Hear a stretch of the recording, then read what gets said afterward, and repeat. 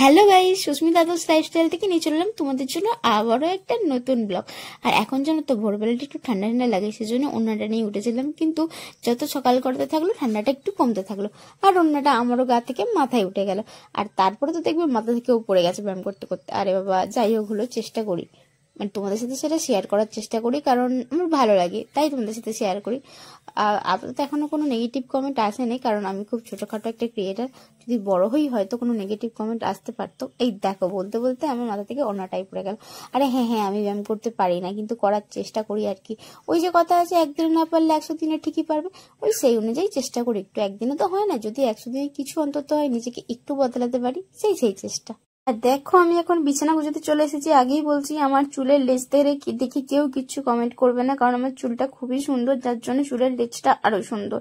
হ্যাঁ, কি আর করবো বলো, ছোটবেলা থেকে এর থেকে বেশি আর আমার চুলের লেন্থ বাড়ে না। এখানে এসেই স্টপ হয়ে গেছে, কারণ এই সাইজটা আমার চুলের বড্ড ভালো লাগে, তাই এর থেকে আর বাড়াতে চায় না। আর এটা আমার জীবনে এক অন্যতম দুঃখের মধ্যে এক অন্যতম দুঃখ, যে আমি চেয়েও নিজের চুলটাকে গোছালো আর লম্বা করতে পারি না, কারণ এটা আর হতে চায় না। তো দেখো, অনেক কথা বললাম চুল নিয়ে, এবার আমি ভালো করে বিছানাটা গুছিয়ে রাখি, নাহলে আমার মা আবার আমাকে পেটাবে।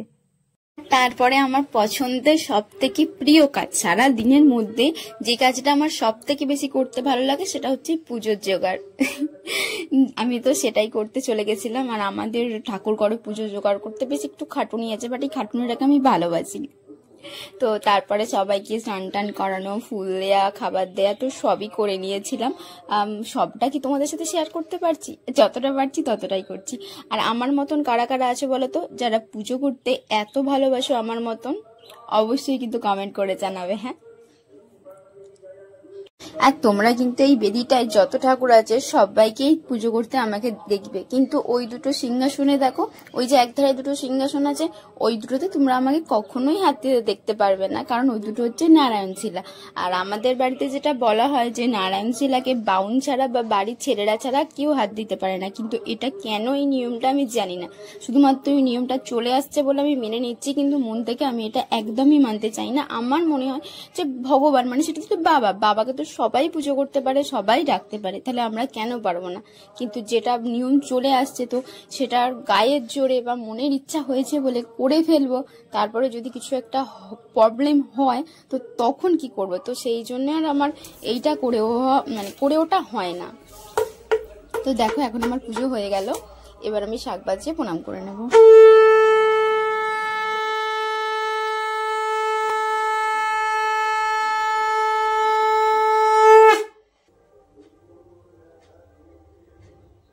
দেখো, আমি তো এখন রেডি হচ্ছি বলতে কি আর রেডি হব, শুধুমাত্র একটু চুলটা আঁচড়ালাম, আর চুল আঁচড়ানোর পর একটু টিপটা পরে নিলাম, কারণ টিপ ছাড়া তো আমার মুখটা শুধুই ফাঁকা ফাঁকা লাগে।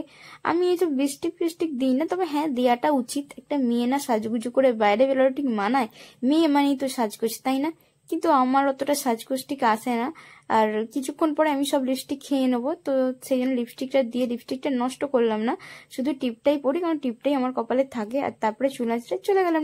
এখন আমি তোমাদের সাথে শেয়ার করব যে আমার রাতে বিছানা গুছিয়ে আমি শোবো, কারণ আমি তোমাদের সাথে রোজই শেয়ার করি সকালবেলা ঘুম থেকে উঠে বিছানা গোছানো, তো আজকে একটু ডিফারেন্ট তোমাদের সাথে শেয়ার করছি। আচ্ছা হ্যাঁ হ্যাঁ, আমি সকালবেলা ঘুম থেকে উঠে বিছানা তো গোছানো তোমাদের সাথে শেয়ার করেছি, আর এখন শেয়ার করছি রাত্রেবেলা শুতে যাওয়ার আগে আমি বিছানাটা কিভাবে রেডি করি।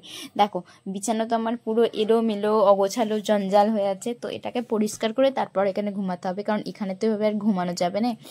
আর জানলাগুলো বন্ধ করে দিচ্ছিলাম, কারণ ঠান্ডাটা বেশ ভালোই পড়ে গেছে, এখন আর জানলা খোলা থাকলে ঠান্ডা লাগে, তো সেই জন্য আমি জানলাটা বন্ধ করে দিচ্ছিলাম। ওই দিকেরটা বন্ধ করলাম, এবার এসে আমি এদিকেরটা বন্ধ করছি।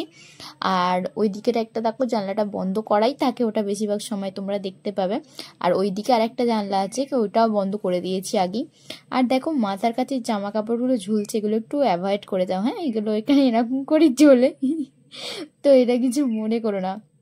আর দেখো, কাপড়টা কদিন আগে বের করেছিলাম, এই তো একদিন বা কদিন আগে ভিডিও বানাবো বলে, তো সেইটাই পরে আছে, এখনো পর্যন্ত গোছানো হয়নি। ভাবছি আবার ওই কাপড়টা পরে একদিন ভিডিও বানাবো, তো সেই জন্য কাপড়টার গোছানো হয়নি, আর পরেই ছিল এরকমভাবে। তো আজকে ভাবলাম গুছিয়ে ফেলি, বিছানাটা নোংরা হয়ে আছে। আর এই ব্লাউজটা দেখো, 1 বছর মানে অনেক দিন আগেই তখন কিনেছিলাম খুব পছন্দ করে 300 টাকা দিয়ে, কিন্তু এখন এই ব্লাউজটা আমার একদমই পছন্দ নয়। আর মাঝখানটা জানো তো আমি একটু মোটা, মানে ঠিকঠাক ফিগার হয়ে গেছিলো, তো এই ব্লাউজটা না আমার গায়ে হচ্ছিল না, প্রচণ্ড টাইট হয়ে গেছিলো, সেজন্য আমি পরতে পারতাম না। আর এখন আমি তো রোগা হয়ে গেছি, সেই জন্য এই ব্লাউজটা এখন আমার গায়ে হচ্ছে, জানো তো, সেই জন্য আবার পরছি। আর তারপরে ঝাঁটা দিয়ে একটু ভালো করে বিছনাটা ঝেড়ে নিচ্ছি, কারণ প্রচণ্ড মানে সারাদিন পরে আছে, তারপরে যে ধামছানা হচ্ছে, এ করা হচ্ছে, বিছনাটা নোংরা হয়ে গেছে, একটু ভালো করে ঝেড়ে নিলাম। আর ঘুমানোর সময় একটু বিছনা না ভালো করে ঝেড়ে ঘুমালে কিন্তু ঘুম আসে না। আর আমি তো এদিকটাতেই শুই, আমাদের ওইদিকের খাটটা অতখানি খাট পড়েই থাকে, আর শুধু এইখানটায় শুই, কারণ এখানটা শোয়ার কারণ হচ্ছে এখানটা মাথার উপরে পাখা আছে, বুঝলে তো। আর গরমকালে ওইদিকে শুলে হাওয়া লাগে না, তো সেই জন্য এখানটা শোয়া হয়। কিন্তু আর শুয়ে শুয়ে এমন অভ্যাস হয়ে গেছে, আর শীতকালেও ওইদিকে সোজা হয়ে শুতে ইচ্ছা করে না, মানে এইখানটাতেই হয়ে যায়। আর ছোটোখাটো মানুষ তো, খুব একটা লম্বা নয় আমি, তো হয়ে যায়। তারপরে লাইট অফ করে দিলাম, এবার শুয়ে পড়ছি। তো আমার ভিডিওটা কেমন লাগলো অবশ্যই জানিও, আর ভালো লাগলে লাইক কমেন্ট শেয়ার করে পাশে থেকে বন্ধু হয়ে যেও। তোমরাও সবাই খুব ভালো থেকো, টাটা।